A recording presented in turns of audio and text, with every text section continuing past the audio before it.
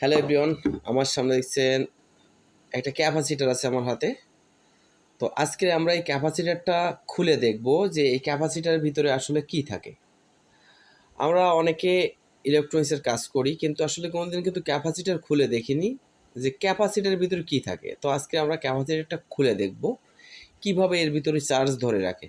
তো চলুন আমরা ক্যাপাসিটারটাকে খুলে দেখি। প্রথমে এরপরে একটা কাটিং দিয়ে আমরা এরপরে এর উপর থেকে এই যে খোসাটা আছে, একটা খোসা আছে দেখেন, এরপরে এইটাকে আমরা ছাড়িয়ে দিব।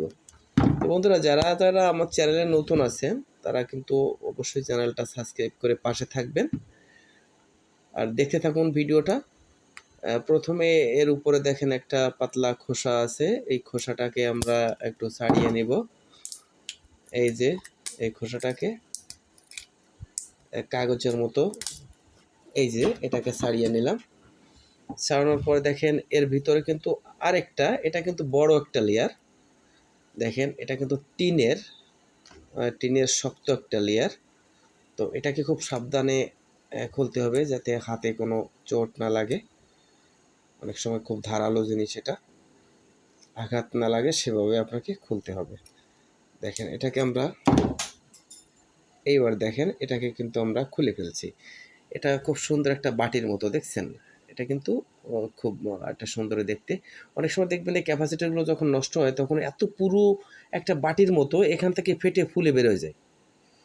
আর এখানে এখানে এটা রাখার উদ্দেশ্যটা কিন্তু এরকম, এই যে ক্যাপাসিটারটা যখন নষ্ট হবে তখন কিন্তু এটা লিক হয়ে যাওয়ার জন্য কিন্তু একটা জায়গা, নরম একটা জায়গা করে দেওয়া আছে। যদি এটা না থাকতো তাহলে কিন্তু এই ক্যাপাসিটারটা কিন্তু বাস্ট হলে কিন্তু একটা দুর্ঘটনা ঘটতে পারতো, যার কারণে কিন্তু এটা করা রয়েছে, এই দাগটা। তো এবার এর ভিতরে কি আছে আমরা আস্তে আস্তে এগুলো দেখব। এর ভিতরে দেখেন কি এক ধরনের তরল জাতীয় আমরা দেখতে পাচ্ছি। তো আমরা আরেকটা কিছু নিই, এটা ভালো করে তোলার মতো আরেকটা কিছু নিব। হ্যাঁ, এটাকে নিলাম। এটাকে নিয়ে এর পাশে দেখেন একটা টেপ দিয়ে, একটা কস টেপ দিয়ে আটকানো এখানে। এই কস টেপটাকে খুললাম, খুলে এর উপরে দেখেন আরেকটা প্রলেপ আছে, এরপরে আরেকটা প্রলেপ। এটা কিন্তু সরাসরি দেখছি একটা কাগজের মতো, এটা কিন্তু একটা কাগজের মতো একটা প্রলেপ। তো এর ভিতরে দেখেন আরও অনেক কিছু আছে। ও মাই গড, এর ভিতরে দেখেন আরও অনেক কিছু আছে, কয়েকটা লেয়ারে এই ক্যাপাসিটারগুলো কিন্তু কয়েকটা লেয়ারে তৈরি করা হয়েছে। দেখেন এর ভিতরে কিন্তু এইটুকু একটা জিনিস, এর ভিতরে কত কিছু দেখছেন, কত কিছু এর ভিতরে রয়েছে, একটা অবাক করা ব্যাপার। এর ভিতরে দেখেন আবার কিসের লিকুইড আছে, হালকা পাতলা লিকুইড দেখতেছি।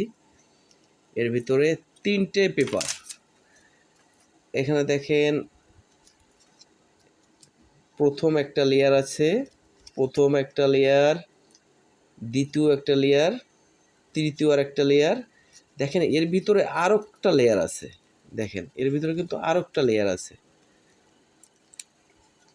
এর ভিতরে আরও একটা লেয়ার আছে। দেখেন এটা কিন্তু এখন গরম হচ্ছে, ঠিক আছে, এটা কিন্তু গরম হচ্ছে। তো আমি আর একটু ভালো করে খুলি, এটাকে একটু ভালো করে খুলে এটাকে দেখবো এর ভিতরে কি আছে। তো দেখেন আমি কিন্তু সম্পূর্ণ এই জিনিসটা খুলে যেটা পালাম সেটা কিন্তু এই ধরনের জিনিসগুলো আমি এর ভিতরে পাচ্ছি। এটা আমার মনে হচ্ছে কোনো একটা ধাতব পদার্থ। এটা কিন্তু শক্ত দেখতেছি, শক্ত একটা টিনের পাতের মতো। আর সম্ভবত এটা হচ্ছে পজিটিভ একটা সেল, আর এখানে আছে এইটা হচ্ছে নেগেটিভ একটা সেল। আমার যা মনে হচ্ছে পজিটিভ নেগেটিভ একটা সেল তৈরি করা হয়েছে এখানে। হ্যাঁ দেখেন এখানে পজিটিভ নেগেটিভ সেল তৈরি করা হয়েছে, একটা পজিটিভ একটা নেগেটিভ সেল, ওই পাশে পজিটিভ সেল। দুটোকে এক ঠিক ব্যাটারি যেভাবে তৈরি করে না, এই ক্যাপাসিটারটাও কিন্তু সেইভাবে তৈরি করা হয়েছে, সেম ব্যাটারির প্রক্রিয়ায় তৈরি করা হয়েছে। তো আজকে আমরা দেখতে পারলাম যে আমাদের ক্যাপাসিটারের ভিতরে কি কি মেডিসিন, কি কি যন্ত্রপাতি দিয়ে ক্যাপাসিটারগুলো তৈরি করা হয়। তো বন্ধুরা, দেখা হবে পরবর্তী আরেকটা ভিডিওতে অন্য কোনো পার্টস নিয়ে। তো সবাই ভালো থাকবেন, সুস্থ থাকবেন।